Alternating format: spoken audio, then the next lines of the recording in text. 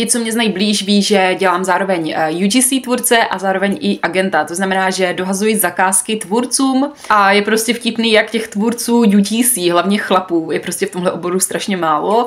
A když jedna firma zháněla tvůrce z Dánska, tak já jakož znám dalšího agenta, který vím, že prostě má ty kontakty už všude možně, tak jsem mu napsala, jestli prostě nezná nějakého mužského tvůrce z Dánska, protože já jsem obepisovala všem jako a nikdo prostě nebyl schopen mi to video natočit, anebo prostě nikoho neznal. Psala jsem i holkám jako z Dánska, jestli nezná nějakého chlapa, že jim dám provizi, když mi někoho seženou, protože tahle firma nabízela fakt hezký peníze za to video. Ale nikdo nic. Takže, ale potom naštěstí ten agent mi teda toho mužského tvůrce sehnal s tím, že on si vzal komisi $50. Já jsem si nakonec účtovala komisi $80. Ve výsledku, v začátku jsem doufala, že to bude ještě mnohem větší částka, ale nakonec jsem jako si řekla, že OK. I tohle je ve výsledku v pohodě. Takže firma byla spokojená, že získala tvůrce, který měla problém sehnat. Tvůrce byl spokojený, protože dostal práci, dostal krásně zaplaceno.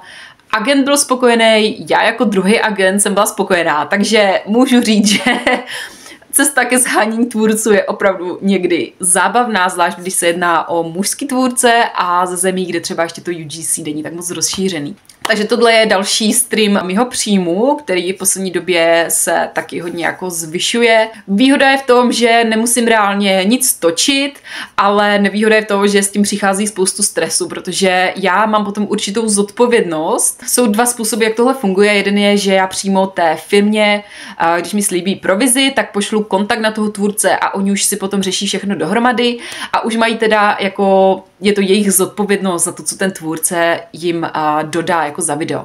Což je ideální, ale pokud by chtěli pak opakovat spolupráci s tím tvůrcem, tak já už nemám z toho žádnou provizi. Zatímco v případě, kdy já to zprostředkuju způsobem, že jim řeknu OK, mám tady tvůrce, pošlete mi zadání a já zajistím to video, tak já vlastně dostanu provizi z každého toho videa, protože oni vlastně nemají kontakt na toho tvůrce a musí to jít vždycky přeze mě. Ale nevýhoda v toho je, že plyne s tím spousta stresu, protože já mám potom zodpovědnost za to, co ten tvůrce dodá. Takže jakmile je tam něco špatně v tom videu, tak já musím řešit, aby to bylo opraveno. Může se stát, že i ten tvůrce všechno natočí dobře podle zadání, ale ten klient si vymyslí ještě něco dalšího, že mu tam nepasuje. Potom se musí řešit to, jestli ten tvůrce je teda schopen to předělat, přetočit, jestli firma je jako ochotná nabídnout nějaký peníze navíc, což by měla.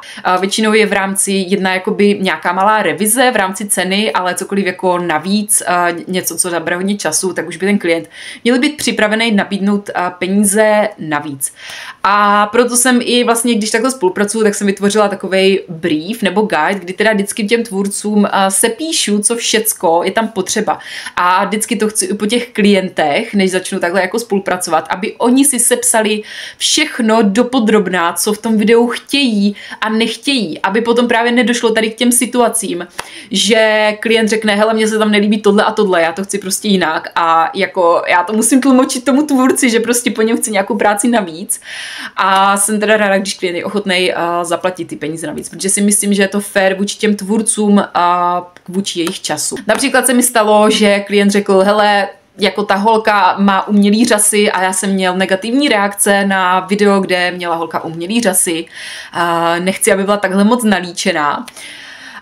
Takže já jsem řekla OK, řeknu slečně, ať tady tu část prostě natočí znovu, ale jelikož to předtím nebylo specifikovaný, tak je potřeba jí zaplatit nějaký peníze navíc. Takže klient zaplatil navíc, holčina přetočila a všechno bylo OK. A potom jsme to sepsali, aby už další tvůrci věděli a bylo to dobrý. Hodně potom řeší i titulky, když je to například pro starší generaci, tak se jim nelíbí, když ty titulky tam jako problikávají prostě rychle a různé velikosti a různé barvy. A chcou to mít třeba ve 2 řádcích stejným písmem, který se objevují zaráz. Takže na to taky bacha. Takže to je jenom takhle nastínění vlastně mých příjmů, co to vlastně znamená, když jsem psala, že teda propojuju firmy a tvůrce, tak vlastně to je moje práce jako agenta. Prostě svých známých UGC tvůrců dohazuju i zakázky vlastně bez provize. Pokud je to nějaká moje jako kamarádka, tak si neúčtuju nic, a pokud teda je to nějaká částka, kdy vím, že když bych si já strhla nějakou svoji provizi, tak by tomu tvůrci nezbylo vůbec nic, tak si nestrhávám nic a rovnou ty zakázky prostě přeposílám, protože chci, aby i další tvůrci měli práci, aby se jim dařilo v tomhle oboru. Nějaká takhle zakázka.